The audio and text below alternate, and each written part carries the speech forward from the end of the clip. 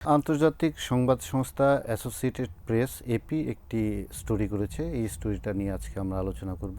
স্টোরিটি হচ্ছে যে বাংলাদেশের আহ, আহ, যুব সমাজ, বিশেষ করে যুবকরা রাশিয়াতে কাজের জন্য যাচ্ছে, কিন্তু তারা পরবর্তীতে তারা নিজেদেরকে আবিষ্কার করছে ইউক্রেনের যুদ্ধক্ষেত্রে, অনেক ক্ষেত্রে অথবা সামরিক ক্যাম্পে।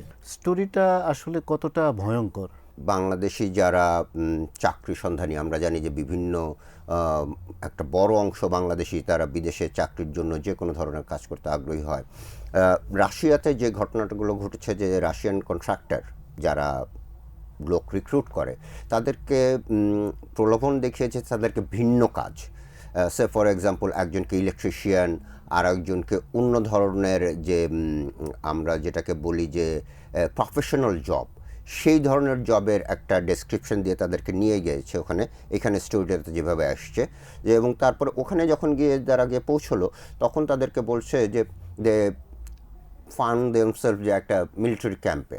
তখন তারা বলছে যে এইখানে আমরা কীভাবে আসলাম, বলে যে তোমাদের কন্ট্রাক্টে লেখা আছে, যেহেতু এটা রাশিয়ান ভাষায় কন্ট্রাক্টে লেখা আছে যে তোমরা এখানে কাজ করবা।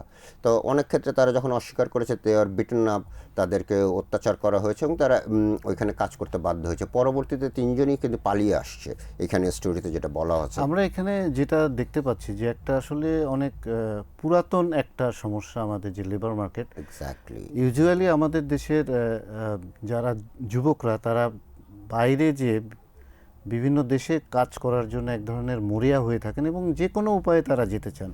নানানভাবে আমরা দেখি যে তারা প্রতারিত হচ্ছে, তারপরেও তারা জীবনের ঝুঁকি নিয়ে যাচ্ছে। এটাও কি, এবং এটার সঙ্গে স্থানীয় বাংলাদেশি এবং বিদেশি চক্র জড়িত। আমরা এটা ধরেন বছরের পর বছর দেখে আসতেছি। এটাও কি সেরকম একটা চক্রের পেছনে কাজ করছে বলে আপনি মনে করছেন? অবশ্যই, কারণ এইখানে তো আমি যদি বলি যে রাশিয়ান কন্ট্রাক্টরের সঙ্গে তাদের যে যোগাযোগ, ইটস মানে এটা সম্ভব না যে একজন রাশিয়ান কন্ট্রাক্টর একটা পেপারে বিজ্ঞাপন দিল অথবা অনলাইনে, অবশ্যই অনলাইনে, এবং তারা সেটা দেখে তাদের যেখানে রাশিয়ান ভাষায় এই যাদের কন্ট্রাক্টর লেখা হয়েছে রাশিয়ান ভাষায়, আমিও ধরে নিচ্ছি যে তাদের বিজ্ঞাপনটা ওই রকম ভাষায় হয়েছে।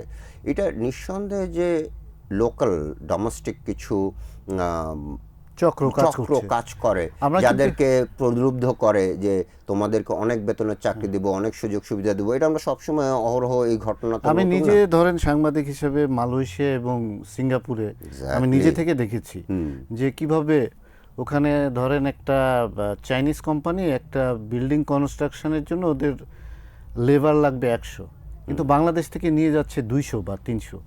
ওখানে যাওয়ার পরে 2 বছরের কন্ট্রাক্ট, সেটা হয়ে যাচ্ছে 1 বছর, কিন্তু 1 বছর পরে তারা কিন্তু আর কোনো কাজ পাচ্ছে না। সো একটা বড় সমস্যায় পড়ছে। এবং এটার আরও একটা দিক আছে যে ওই যারাদের কথা বললেন যে চাইনিজ কোম্পানি বা what ever the company is, তারা ইচ্ছা করে ওই নাম্বারটাকে ইনফ্লেটেড দেখায়। এর কিন্তু এটা শুধু চাইনিজ কোম্পানি না, আমি দেখেছি ধরেন সে ফর এক্সাম্পল সিঙ্গাপুরে দেখছি, সিঙ্গাপুরে বাংলাদেশিরা এবং এখানে বাংলাদেশিরা এই চক্রের সঙ্গে জড়িত, এবং তারা বসে বসে হচ্ছে যে একটা মোটা অঙ্কের পয়সা পায়।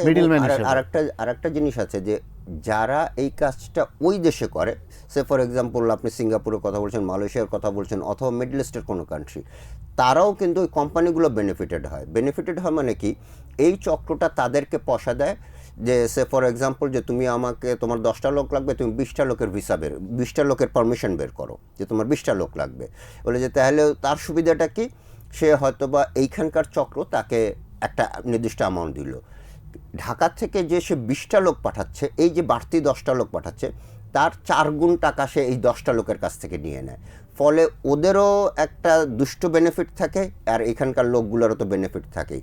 এই কারণে এটা বাংলাদেশি চক্র এবং যে দেশে তারা যাচ্ছে সেই দেশেরও একটা গ্রুপ এটা নিয়ে কিন্তু কাজ করে। ডেফিনেটলি। কিন্তু স্যার, যেমন আপনি জানেন যে এই রাশিয়ায় যে ইউক্রেনে যুদ্ধ করছে, এটা কিন্তু একদমই নতুন না। আমরা আরো এর আগেও দেখেছি বিগত কয়েক মাসে বা 1 বছরের মধ্যে রাশিয়া ইউক্রেন যুদ্ধের পরপরই কিন্তু আমরা বেশ কিছু সংবাদ দেখেছি যে যেখানে আত্মীয় স্বজনরা বাংলাদেশ গভর্নমেন্টের কাছে আকুতি মিনতি জানাচ্ছে যে তাদের সন্তানদের গত 2 বছরে অনেকগুলো আমরা কেস স্টাডি দেখেছি। কিন্তু এর পরেও কি যাচ্ছে বাংলাদেশ থেকে? এরপরও আমার যতদূর জানা এবং কিছু কিছু পকেটে ফরেন মিনিস্ট্রিতে মাঝে মাঝে আমরা দেখি যে চিঠি আসে যে আমার সন্তান অমুক জায়গায় আছে এবং সে হয়তো বা একটা SOS পাঠিয়েছে বা তাদের সাথে কোনোভাবে যোগাযোগ হয়েছে, বলে যে অমুক জায়গায় আছে, তাকে নিয়ে আসার ব্যাপারে সাহায্য করেন।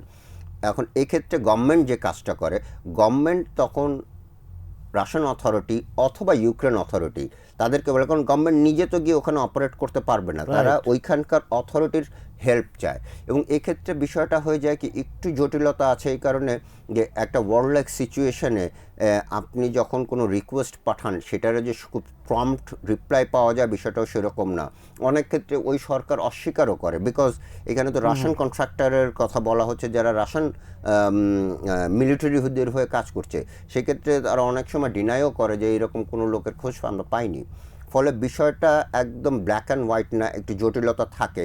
তখন অনেকে তো এই যে ছবি টবি পাঠিয়ে বা একদম কনফার্মেশন দিয়ে বলে যে ও অমুক জায়গায় আছে, এরকম না বললে অনেক সময় দেখা যায় কি এটা জটিলতা তৈরি হয়।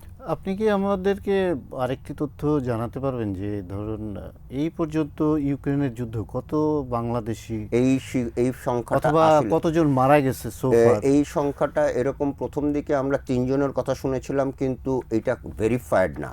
এটা আসলে যেটা হয় যে অনেক ক্ষেত্রে দেখা যায় কি যে ওরা ওখানে যাওয়ার পরে, যেমন যখন ইউক্রেন যুদ্ধ শুরু হলো তখন ওখানে আমাদের যারা স্টুডেন্ট ছিল তারা অনেকে ওখান থেকে পালিয়ে, তখন আপনি জানেন যে ইউরোপের দিকে চলে গেছে। Ukraine Right. থেকে একটা ঢল নেমেছিল যে পোল্যান্ড হয়ে অন্যদিকে চলে যাওয়ার, এবং ইউক্রেনীয়রা নিজেরাও বাস্তুচ্যুত, অনেকে তখন জার্মানিতে পর্যন্ত অনেক চলে জার্মানি পর্যন্ত গিয়েছে।